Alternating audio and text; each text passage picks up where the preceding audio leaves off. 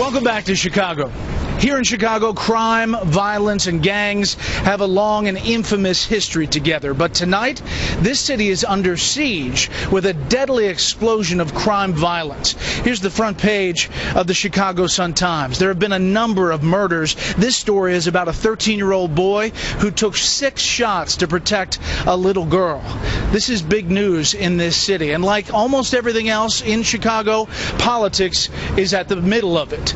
Correspondent Mike Tobin tonight with a story from the increasingly mean streets of the Windy City. There's a guy laying on the middle of the street. Looks like he's shot. A hot summer night on Chicago's South Side. Another young man lies on the ground with bullet wounds. We have a guy shot, both legs, both low, both like ankle shots. More than 1,200 people have been shot in Chicago this year. Homicides are up 39%. Compare that to New York, where homicides are down 17%. Los Angeles has had one less homicide than last year, but fewer than 600 people have been shot. The burden to do something falls to Mayor Rahm Emanuel. His initiative is to tear down abandoned buildings and close liquor stores where gang members hang out. I want to be very clear to the gangs and the members of those gangs.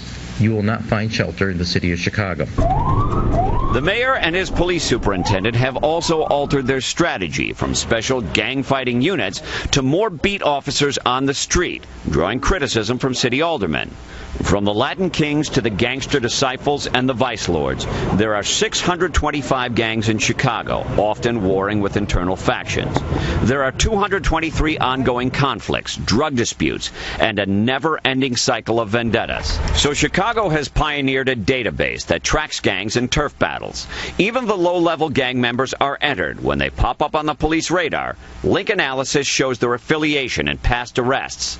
If a guy gets shot, police see who his friends are. We can quickly assess conditions. We can make predictions about where retaliations might be likely to happen.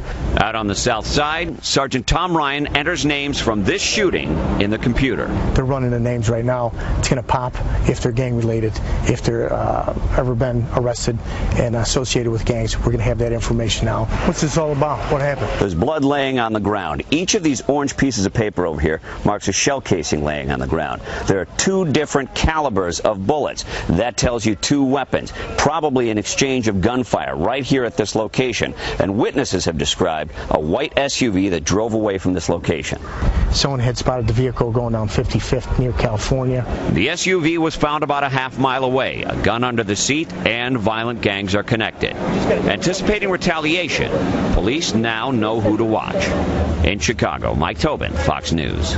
We'll continue to follow this story from Chicago. Still